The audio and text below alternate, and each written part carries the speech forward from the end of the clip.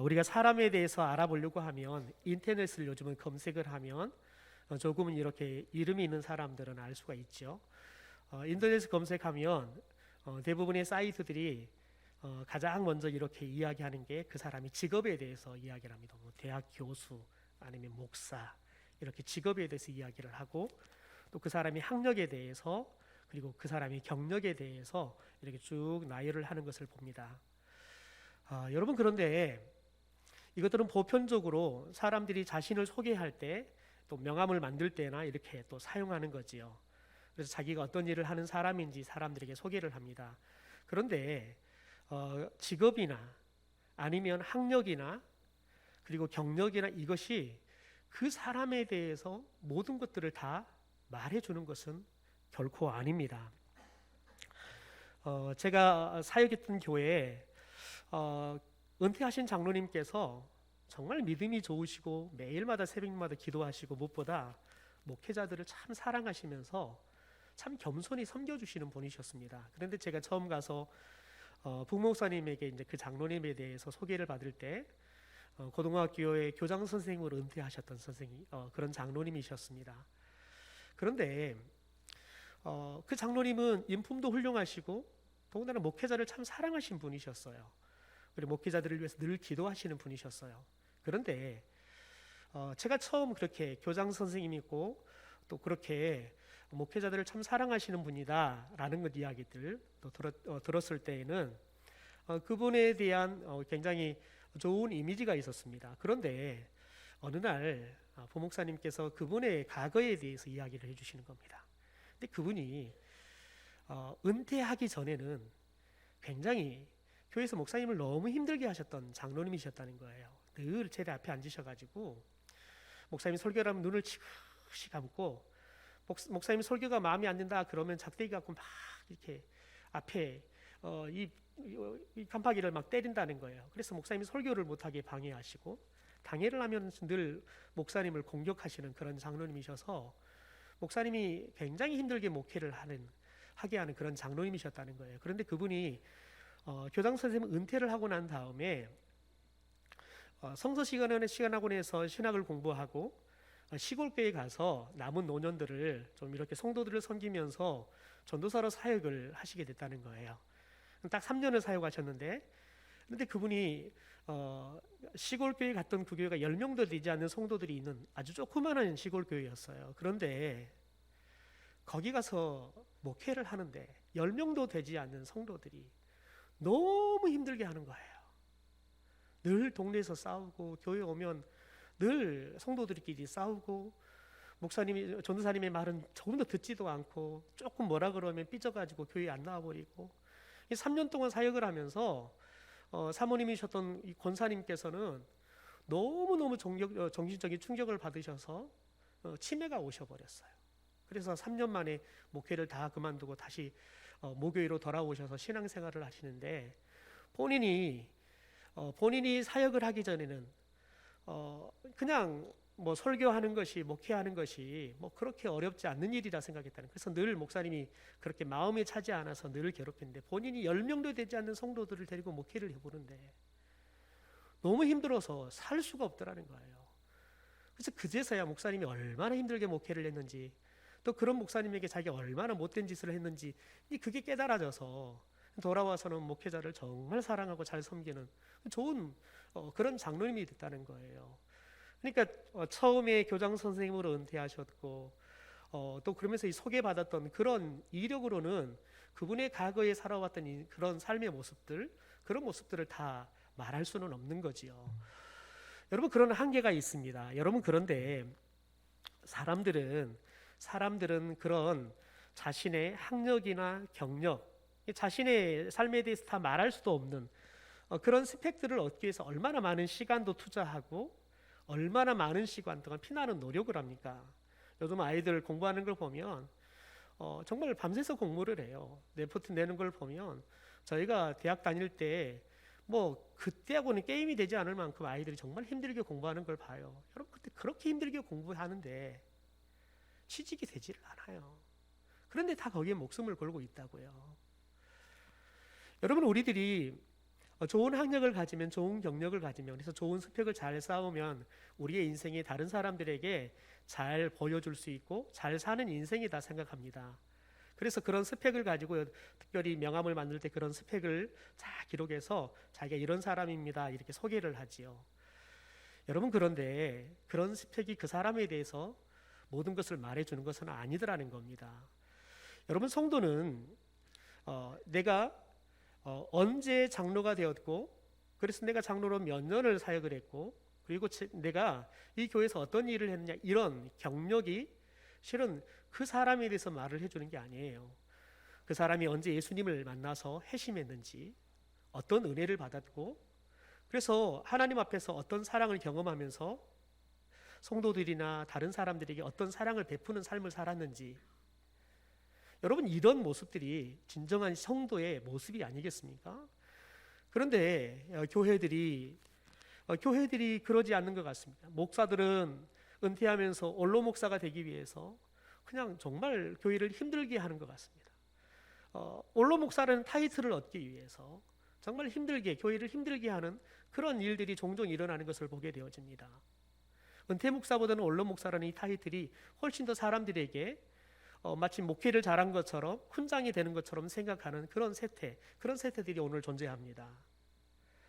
더 나아가서는 마찬가지입니다. 성도들도 항존직들이 되어지면 마치 믿음이 좋은 것처럼, 심지어 큰 교회 장로가 되어지면 마치 작은 교회 장로보다는 훨씬 자기가 믿음이 있는 것처럼 그런 모습을 보이더라는 거지요. 한 노예에서 큰 교회 장로님과 그리고 조그마한 시골교회 장로님하고 이렇게 의견 충돌이 생겼어요. 그런데 큰 교회 장로님이 자꾸 잘못된 말을 하는 거예요. 그러니까 작은 교회 장로님께서 잘못된 것에 대해서 지적을 하고, 주변에 있는 사람이 이 장로님의 말씀이 맞습니다. 그랬더니 큰 교회 장로님이 그러더라는 것이요. 너희들하고 내가 똑같은 레벨의 장로인지 아냐고. 그러면서 자기가 큰 교회의 장로이기 때문에 자기가 다 옳다고 이야기를 하더라는 거예요. 여러분, 저는 큰 교회에서도 목회를 해보고 우리 교회보다 훨씬 조그마한 교회에서도 목회를 해봤습니다. 그런데 중요한 건 뭐냐면, 오히려 조그마한 교회 장로님들이 훨씬 더 힘들게 교회를 섬겨갑니다. 오히려 큰 교회 장로님도 참 믿음이 좋지만 작은 교회 장로님들이 훨씬 더 믿음과 헌신이 더 많은 걸 봅니다. 왜냐하면 큰 교회는 장로들이 많아서 나눠서 하면 돼요. 그런데 작은 교회는 장로님들이 많지도 않고 성도들이 많지도 않기 때문에 다 해요. 저희 교회만 하더라도 뭐 교회 청소합시다 그러면 대부분이 장로님들이 오세요. 그런데 큰 교회는 자기 사역이 아니면 안 와도 상관없어요. 왜냐하면 그 사역에 많은 사람들이 있기 때문에 장로님들이 다 안 나와도 문제가 없어요. 그런데 우리처럼 이렇게 작은 교회는 장로님들이 모든 일들을 다 하셔야 돼요. 그러니까 훨씬 더, 어떻게 보면 더 믿음도 좋아야 되고 헌신도 훨씬 많이 드리는 거죠. 그런데 우리들은 내가 어떤 교회 장로고 내가 장로를 몇 년 했기 때문에 내가 믿음이 더 좋다, 이런 생각으로 생각해 버리면, 여러분, 우리의 믿음은 하나님 보시기에 진짜 믿음이 아니라는 거죠. 여러분, 오늘 우리가 바울이라는 사람을 만나게 되어집니다. 그런데 이 바울이라는 사람을 소개할 때 특별히 터키, 지금 현재의 터키 동부 지방에 있는 다소라는 도시에서 태어난 사람입니다. 그런데 아마 바울은 어렸을 때부터 좀 총명했던 것 같고 집안이 좀 부유했던 것 같습니다. 그래서 부모님들이 이 바울을 예루살렘이라는, 마치 오늘 우리로 말하면 서울에 유학을 보내서 거기에서 가말렐이라는 그 당대의 가장 최고의 스승, 오늘 우리로 말하면 서울대 같은 가장 최고의 교육기관에 위탁을 해서 정통 유대교회에 대해서 철저하게 훈련받은 대로 그대로 살아가는 삶을 사는 훈련을 정말 잘 받았던 사람입니다. 아마 바울의 부모님들은 제가 그냥 바울로 이름을 통칭하겠습니다. 바울의 부모님들은 유학을 보내면서 자신의 아들이 총명하기 때문에 잘 교육을 시키면 이 당대 가장 스승으로 유명했던 가말렐 선생처럼 자신의 아들도 많은 사람들에게 사랑과 존경을 받는 그런 좋은 그런 스승이 될 거라고 기대하면서 그 꿈으로 아이를 키웠을 것입니다. 여러분, 그런데 부모님의 바람대로 실은 바울은 잘 성장했습니다. 우리 사도행전 22장 3절의 말씀을 현대어 성경으로 우리 같이 한번 읽어볼까요? 같이 읽죠. 시작. 나는 유대 사람입니다. 길리기아에 있는 다소시에서 태어나 여기 예루살렘에 와서 가말리엘 선생 밑에서 교육을 받았습니다. 그 선생의 문화생활에서 나는 유대의 율법과 관습을 철저히 지키도록 엄격하게 가르침을 받았습니다. 하나님을 공경하는 일에도 남보다 더 열성적이어서 오늘 여러분이 나타낸 그 열성에 결코 뒤지지 않았습니다. 여러분, 사도행전 20장에 바울 스스로가 자신을 소개할 때 나는 진짜 이스라엘 사람 중에 이스라엘 사람이, 정통 이스라엘 사람이라는 거예요. 더군다나 자신은 다소에 태어났지만 예루살렘에 유학 가서 가말리엘 선생 밑에서 잘 훈련받은 그런 사람이라는 거예요. 그리고 더 나아가서는 하나님을 공경하는 일에 있어서는 그 누구보다 뒤지지 않는, 그래서 열심히 특심이었던 그런 사람이었다는, 그러니까 학력도 신앙도 아주 탁월한 스펙을 쌓은 그런 사람이었다는 겁니다. 여러분, 그런데 오늘 우리가 빌립보에서 만나는 사도 바울의 이 스펙과는 정반대로 마치 추락하는 인생 같은 그런, 여러분, 비참한 인생으로 그의 인생이 변해버린 것을 보게 되어집니다. 오늘 보면 1절 앞부분을 보면 바울 자신을 이렇게 직접 소개합니다. 그리스도 예수의 종 바울.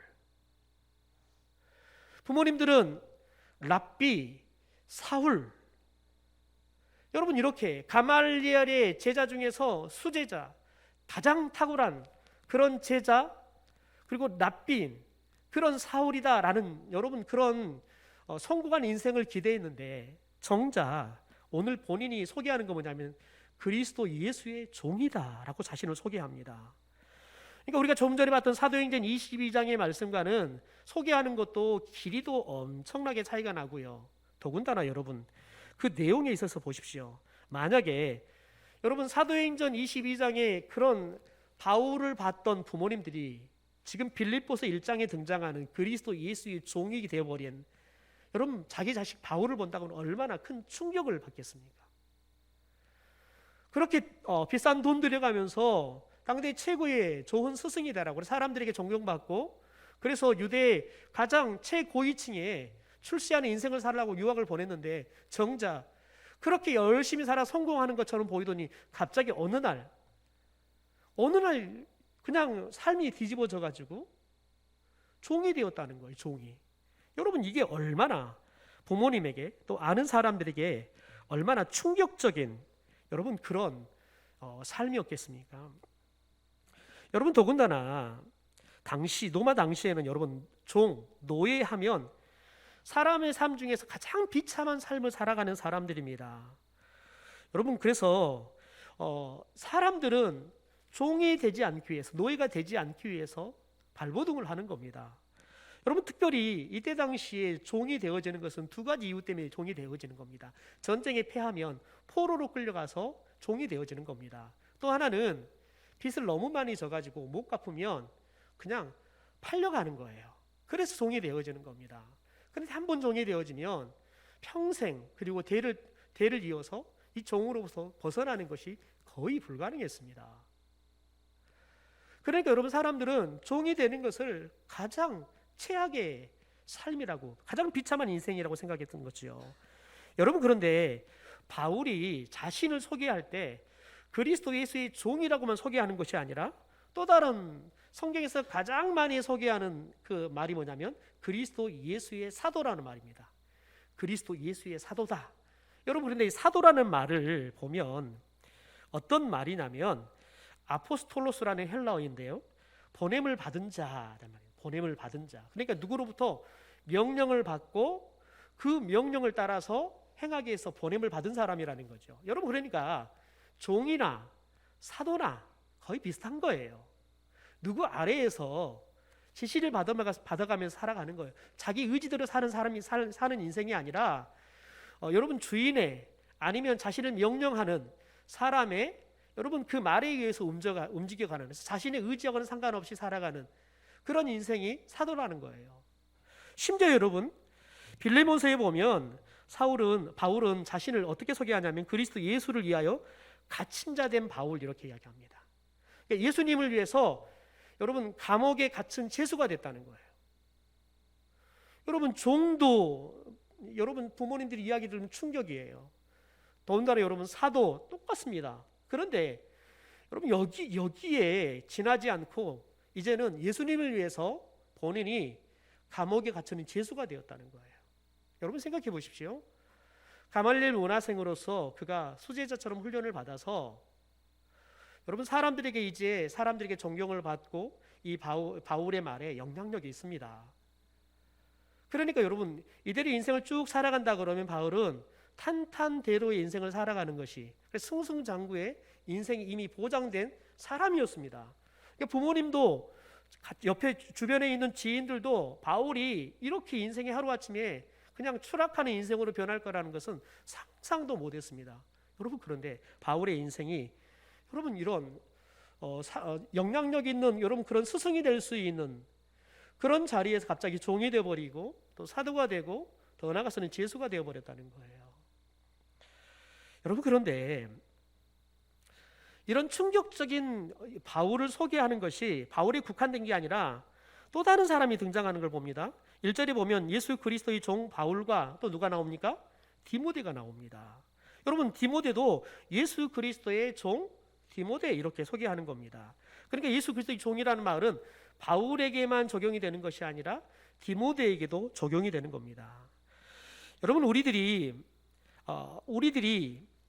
종이 된다는 것은 그 누구도 좋아하지 않을 겁니다. 여러분 누구나 우리 자식이 대표가 되기를 원하지 그냥 저 말단 직원이 되기를 기뻐하는 부모님들은 없을 겁니다. 왜냐하면 대표가 되어서 많은 직원들을 거느리면서 본인이 하고 싶은 일들을 꿈들을 마음껏 펼치는 그런 인생을 살기를 원하지 머리가 아니라 꼬리가 되어서 다른 사람들의 지시를 받아가면서 다른 사람이 마음에 안 들면 잘라버리면 그냥 하루아침에 일자리를 잃어버리는 그런 말단 직원이 되는 것을 원하는 부모님들은 아무도 없을 겁니다. 여러분 그런데 어찌된 게 그렇게 위에 최고위층의 인생으로 탄탄대로를 걷고 있던 바울이 갑자기 종의 인생으로 노예의 인생으로 여러분 그가 그냥 갑자기 추락해 버리고 마는 것들을 보게 되어집니다. 여러분 그런데 가만히 여러분 그가 예수 그리스도의 종이 되기 전에 그의 인생을 한번 봐보십시오. 여러분 그의 가문을 한번 봐볼까요? 그가 자랑할 게 너무 많습니다. 그의 가문은 이스라엘의 초대 왕이었던 사울 왕이 나왔던 왕족 가문입니다. 베냐민 지파죠. 더군다나 여러분 로마의 시민권을 갖고 있었습니다. 이때 당시에 이스라엘 사람들이 로마의 시민권을 갖는다는 것은 굉장히 특권 중에 특권입니다. 이걸 산 것도 아니고 태어나서 보니까 이미 자신의 집안은 로마의 시민권을 갖고 있고 그래서 자신도 로마의 시민권을 갖고 있는 거예요.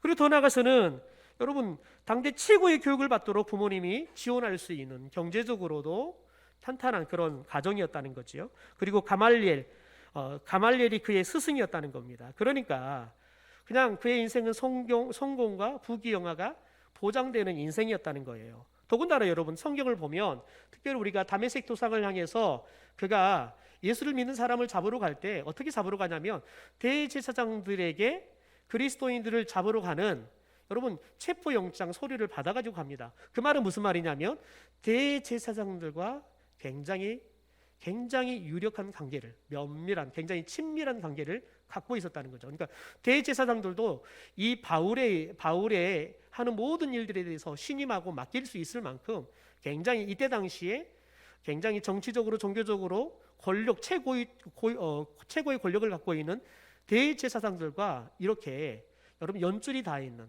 그런 삶이었다는 겁니다.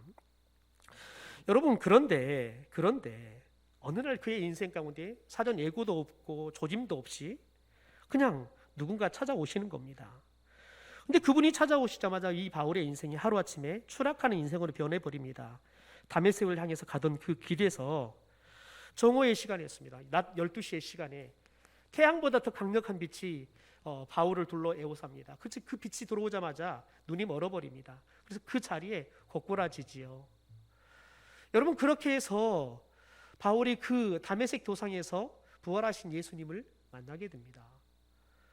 그리고 그가 아무것도 볼 수 없어서 함께 가던 사람들의 손에 이끌려 가지고 다메섹으로 들어가고 사흘 만에 사흘 만에 하나님께서 보내줬던 아나니아라는 사람을 만나게 되면서 왜 자신이 눈이 멀게 되어버렸고 왜 자신이 지금 다메섹을 향해 왔는데 지금 이런 인생으로 갑자기 추락해 버렸는지에 대한 그 이유를 정확하게 알게 되었습니다. 우리 사도행전 9장 17절의 말씀을 같이 한번 읽어볼까요? 시작. 아나니아가 떠나 그 집에 들어가서 그에게 안수하여 이르되 형제 사울아 주 곧 내가 오는 길에서 나타나셨던 예수께서 나를 보내어 너로 다시 보게 하고 성령으로 충만하게 하신다. 여러분 보면 예수님께서 나를 너에게 보냈다. 그래서 너가 지금 눈이 멀어 있는데 다시 보게 할 것이다. 그리고 성령으로 충만하게 할 것이다 라고 이야기해요. 그러면서 그 이후에 이제 너가 이방인들을 향한 복음을 전하는 사람이 되게 될 것이다 라는 말씀들을 듣는데요. 여러분 바울은 자신이 랍비 사울이 아니라 예수 그리스도의 사람이 되었다는 사실을 알게 되어집니다. 여러분 새롭게 살게 된 인생은 저주가 아니라 진정한 축복이라는 걸 알게 되었습니다. 여러분 그런데 생각해 보십시오. 지금까지 바울이 갖고 있었던 축복은 뭐였냐면 가말렐 스승의 문화생이 되어서 여러분 최고의 성적으로 졸업하고 그래서 스승에게도 그리고 많은 사람들에게 인정을 받아서 가말렐 스승처럼 자기도 유명한 스승이 되는 거예요. 그게 성공이라고 생각해, 그게 축복이라 생각했어요. 여러분 그런데 여러분 그의 인생이 하루아침에 눈이 멀어버렸어요. 아무것도 보이지 않아요. 그래서 다른 사람들의 손에 이끌려 살아가는 인생이 돼버렸어요. 더군다나 여러분 그가 오늘 말하는 것처럼 그는 이제 예수님을 만나고 난 다음에 그는 예수의 종이 되어버렸습니다. 여러분 지금까지 그가 주인의 인생, 권력자의 인생을 살고 싶었어요. 사람들을 호령하고 사람들을 움직이는 영향력인 인생을 살고 싶었어요. 그게 왜냐하면 축복받는 인생이라고 생각했으니까요. 그런데 예수를 만나고 보니까 예수의 종이 되는 것이 저주가 아니라 진정한 축복인 것을 알게 되었다라는 거지요. 여러분 랍비 사울은 하나님의 아들이신 예수님을 대적하던 인생을 살았습니다. 여러분 예수님 믿는 사람들을 핍박하고 그래서 하나님 앞에서 예수님께서 왜 너가 나를 핍박하느냐 라는 책망을 듣는 죄를 짓게 되는 인생이지요. 또 랍비 여러분 사울로 인정받으며 살아가게 되면 율법을 잘 가르치게 될 겁니다. 그런데 그가 랍비 사울이 되어서 율법을 가르치면 그 율법은 사람들을 살리는 생명이 아니라 사람들을 여러분 정죄하고 여러분 자유케 하는 것이 아니라 오히려 이 말씀으로 올가매는 그래서 사람들을 죽이는 일들을 하게 될 거예요. 여러분 그런데 그가 예수를 만나고 보니까요, 예수님께서 그에게 보여주신 새로운 삶은 여러분 정말 영원한 생명을 얻는 삶이 되어지는 거예요. 예수님이 들려주신 그 말씀은 여러분 사람들을 살리는 영의 양식이 되어지는 거예요. 이제 그가 살아갈 새로운 삶은요, 멸망할 세상을 넘어서서의 영원한 하나님의 나라로 이어지는 천국 백성의 시민권자의 삶을 살게 되어지는 거예요. 여러분 그때부터 바울은 랍비 사울이 되려는 꿈과 그리고 그가 지금까지 그렇게 자랑스럽게 생각했던 가문이나 바리새인 중에 바리새인이 되어서 율법을 잘 지키는 삶이나 그가 가말리엘 문화생이라는 학력이나 그 수많은 이 경력들이 여러분 그에게는 마치 배설물처럼 더럽게 보여요. 가치 없게 보이는 인생이 돼버렸다는 거지요. 그래서 여러분 지금까지는 그가 내가 바리새인 중에 바리새인이고 내가 지금까지는 가말리엘 문화생의 수제자였다.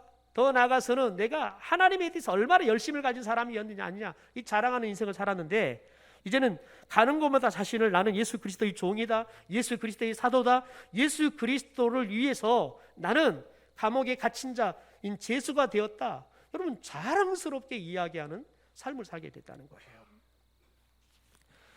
여러분 그가 예수 그리스도에 인해서 진짜 살아가는 살만 나는 세상이 뭔지를 알게 된 거예요. 여러분 저와 함께 신학을 전공했던 목사님 중에서 교회를 개척했는데 교회가 되지 않으니까 그분이 목수 일을 배워서 건축업을 하십니다. 이렇게 전도사가 되고 목사가 되어서 시골 교회를 또 개척을 해서 목회할 때에는 늘 돈이 없어서 쪼들리는 인생을 살았어요. 그러니까 늘 불행하다 생각했어요. 아이들이 학원을 하고 싶다는데 돈을 대줄 수 없는 거죠. 그러니까 얼마나 아버지로서 본인이 아이들에게 아이들의 인생에 풍족하게 해줄 수 없는 그런 아버지로 산다는 게 얼마나 비참한지. 그래서 결국은 목회를 거의 접다시피 하면서 목수가 되어서 나중에는 건축 회사를 세워서 건축하면서 돈을 많이 벌었어요. 여러분, 그러면 행복할 줄 알았다는 거예요. 여러분, 그런데 그분이 그것들을 다 접었어요. 그리고 다시 목회 자리로 돌아왔어요.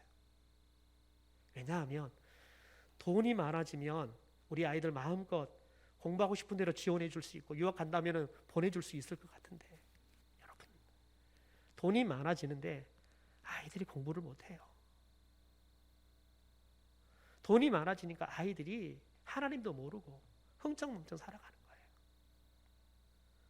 돈이 많아지니까 아이들한테 마음껏 해준데 오히려 그 마음껏 해준 것들이 아이들이 건강하게 잘 커가는 것이 아니라 아이들이 삐뚤게 나가는 거예요. 그래서 돈이 없을 때는 돈이 많으면 인생이 행복할 줄 알았는데, 여러분, 돈을 많이 벌어보니까 결국은 하나님의 은혜로 살아가는 것이 가장 큰 축복이고 행복이라는 걸 깨닫고 그걸 다 놔버리고 다시 쪼들리는 인생으로 다시 돌아왔어요. 그런데 돈이 없어요. 당장 다음 달 카드값 메고 가는 거 걱정을 해야 돼요. 그런데 마냥 행복하다는 거예요. 마냥 행복하다는 거예요. 왜냐하면 자신이 하나님의 자녀가 되어서 목사로 일할 수 있는 게 얼마나 영광스러운 일인지, 그게 얼마나 귀한 일인지 알게 되니까요. 그게 너무 행복하다는 거예요. 여러분, 바울은 가말리엘 스승 밑에 있을 때는 그가 여러분 권력도 갖고 사람들에게 늘 여러분 존경받고, 가말리엘 문화생이다 그러면 사람들이 고개를 절로 숙이고, 그래서 그냥 자기들보다 훨씬 높게 존경해주는 그런 인생을 살았는데 늘 공허해요. 그런데 여러분, 예수님을 믿고 난 다음에 종이 되었지만, 사도가 되었지만, 그 사람들이 손가락질 받고 심지어 자신을 죽이겠다고 여러분 암살단을 모아가지고 자신을 쫓아다니는, 그래서 언제 죽을지 모르는 사선을 넘나드는 인생을 살아가지만 그는 여러분 너무너무 행복한 인생을 살아가고 있다는 거예요. 왜 그럴까요? 왜 바울이 그런 행복한 인생을 살아가게 되는 걸까요? 우리 1절의 말씀, 그 비결을 우리가 좀 보도록 하겠습니다. 1절 말씀 같이 한번 읽어보죠. 시작. 그리스도 예수의 종 바울과 디모데는 그리스도 예수 안에서 빌립보에 사는 모든 성도와 또한 감독들과 집사들에게 편지하노니. 여러분, 바울은 여기서 빌립보 사는 성도들, 감독들, 집사들을 뭐라고 표현하냐면 그리스도 예수 안에 사는 사람들이다 라고 표현을 해요. 여러분, 빌립보 성도는 겉으로 보면 로마 제국 통치 아래에 있는 빌립보에 사는 사람들입니다. 그런데 실제로는 그들이 예수 그리스도 안에 살고 있는 사람들이기도 합니다. 그들은 빌립보의 주소를 두고 살고 있을 뿐만 아니라 예수 그리스도 안에서라는 영적인 주소를 두고 살아가는 사람들인 거지요. 그래서 여러분, 로마에 살고 있는 바울과 디모데, 그리고 빌립보에 살고 있는 빌립보 성도들은 어떻게 보면은 여러분 육적인 몸을 담고 있는 주소는 완전히 다릅니다. 그러나 영적인 주소는 그리스도 예수 안에서라는 동일한 주소 안에 살아가는 거예요. 그러니까 여러분, 바울이 편지를 보내면서 마음이 기뻐요. 그런데 그 편지를 받은 빌립보 성도들도 동일한 기쁨을 누려요. 그래서 빌립보 성도들은 바울 일행들에 대해서 물식양면으로 그들을 후원해요. 그 선교를 위해서 그들이 열심히 기도도 하고 필요한 물질들로 열심히 되는 일들을 해요. 왜냐하면 그리스도 예수 안에서 믿음의 한 가족이 되고 우리들이 하나라는, 우리는 그리스도 예수 안에서 함께 살아가는 형제와 자매요 가족이라는 여러분 그 공동체 의식, 가족애가 생겼기 때문에 그렇습니다. 여러분, 성도는 존재와 삶을 그리스도 예수 안에 두고 살아가는 사람들입니다. 바울과 디모데가 그러했던 것처럼, 빌립보 교회 성도들이 그러했던 것처럼, 여러분, 저와 여러분이 예수 그리스도 안에 살아갈 때 진정한 기쁨을 누리게 될 줄 믿습니다. 예수 그리스도의 종으로 사는 것이 자랑스럽게 우리가 말할 수 있는 일이 될 줄 믿습니다. 왜냐하면 그것은 남이 모르는 것들을 알고 있기 때문에 그렇습니다. 여러분, 집 밖에 있는 사람들은 집 안에 대해서 잘 모르지요. 밖에서 볼 수 있는 것만 그들이 알 수 있습니다. 그런데 집 안에 살아가는 사람은 그 집 안에 대해서 너무너무 선명하게 합니다. 더 나아가서는 그 집 안이 어떤 것이 있고 그 집 안에 어떤 기쁨이 있는지에 대해서 직접 눈으로 보고 피부로 느끼고 감정으로 경험하는 거죠. 여러분, 그래서 거기에 살기 때문에 여러분 그 집 안의 기쁨이 얼마나 큰지에 대해서 아는 거예요. 여러분, 세상 사람들은 예수 그리스도를 겉으로만 알아요. 교회에 다니는 것을 겉으로만 알아요. 그래서 여러분 예수님을 잘 모르는 거예요. 그러나 여러분 예수 그리스도 안에 살아가는 성도들은 예수님에 대해서 잘 알게 될 줄 믿습니다. 예수님 안에 살아가는 삶이 얼마나 행복하고 즐거운지 잘 알게 되어지는 거예요. 여러분, 빌립보서 4장 10절부터 13절의 말씀을 우리 좀 같이 한번 읽어봤으면 좋겠는데요. 우리 앞에 자막에 나와 있으니까 한번 읽어볼까요? 같이 읽죠. 시작. 내가 주 안에서 크게 기뻐함은 너희가 나를 생각하던 것이 이제 다시 싹이 남이니 너희가 또한 이를 위하여 생각은 하였으나 기회가 없었느니라. 내가 궁핍함으로 말하는 것이 아니니라. 어떠한 형편이든지 나는 자족하기를 배웠노니 나는 비천에 처할 줄도 알고 풍부에 처할 줄도 알아. 모든 일 곧 배부름과 배고픔과 풍부와 궁핍에도 처할 줄 아는 일체의 비결을 배웠노라. 내게 능력 주시는 자 안에서 내가 모든 것을 할 수 있느니라. 여러분, 예수 안에서 있어 보니까 비천에도요 그냥 행복해요. 이걸 자족이란 말을 표현했어요. 더 나가서 지금까지는 그가 여러분 높은 자리에 앉으면 괜히 의시되고 교만해서 사람들을 무시했어요. 그런데 그가 높은 자리에서도, 다시 말해서 노마 시민권을 갖고 있어서 자신을 채찍질했던 사람들에게 큰 소리를 칠 수 있어도 그가 노마 시민권이라는 여러분 그 권력을 사람들에게 휘두르지 않아요. 그러니까 여러분 권력이 있을 때나 없을 때나 그는 한결같이 예수 안에 있으니까요 행복하더라는 거예요. 여러분, 그가 예수를 모를 때는 그 권력 때문에 사람들에게 존경을 받는 것 같지만 사람들이 자신을 미워하는 사람들로 많은 거예요. 더 나아가서 여러분, 그가 내게 능력 주시는 주님 안에서 내가 모든 것을 할 수 있다, 이 진리를 깨달은 거예요. 예수님을 만나기 전에는 그가 할 수 있는 일이 분명하고 할 수 없는 일이 분명했어요. 그런데 예수 안에 있으니까요 그가 모든 것을 할 수 있어요. 예수 안에 없을 때에는 여러분 돈이 없으면 아무것도 못했어요. 도와주는 사람이 없으면 아무것도 못했어요. 그런데 예수 안에 있으니까요 돈이 없어도요 다 할 수 있어요. 왜냐하면 모든 것의 주인 되시는 하나님이 내 아버지시니까요. 그게 하나님의 뜻이라 그러면 내게 아무것도 없어도 하게 될 줄 믿습니다. 여러분, 우간다에 선교사님이 계시는데 저희 페이스북에 보니까 선교사님이 그 현지인 교인들에게 무엇을 했냐면 소를 이렇게 분양을 해줬어요. 그래서 소를 분양해줘서 그 소를 키워가지고 새끼를 낳으면 그 새끼를 교회에다 주는 거예요. 그리고 그것을 계속 자기 소로 키워가는 거죠. 여러분, 그 소를 주고 있는데 그때부터는 자기 소가 되어서 이제 그다음 태어난 것은 자기께 되는 거예요. 그러면 새로 태어난 새끼는 교회에서 받아서 또 다른 사람에게 분양하는 거예요. 여러분, 그런데 이게 아무것도 아닌 것 같았는데 이제 3년이 되고 5년이 되니까요 교인들이 그 소 몇 마리 가지고 시작이 되었는데 이제 교인들이 그 소 때문에 부유한 사람들이 되어져 가는 거예요. 여러분, 그런데 소 때문에 그 사람들이 행복한 게 아니라 내가 예수 안에 있는 삶을 살아가니까 아무것도 없어서 나도 가난하지만 우리 아이들도 가난해야 되는 인생이 끝나지 않을 거라고 생각했는데 예수를 믿고 예수 그리스도 안에 있으니까 하나님께서 그들에게 소를 선물로 주고 그 소가 들어오니까요 또 다른 소를 낳는데 그게 내게 아니라 그냥 다시 교회에 돌려줘요. 그럼 중요한 건 뭐냐면 그냥 자기는 돌려줘서 여러분 그것들이 재산을 잃어버린 것처럼 보이는데 그냥 주변의 이웃들과 함께 더불어서 부유해져 가는 거예요. 그런데 여러분 놀라운 건 뭐냐면 그 주변에 여러분 소들이 막 같이 많아지다 보니까요 자연스럽게 그 지역은 좋은 소가 많은 곳, 소문이 나는 거예요. 그러니까 그 지역의 소들은 좋은 값들을 받을 수 있게 되어지는 거예요.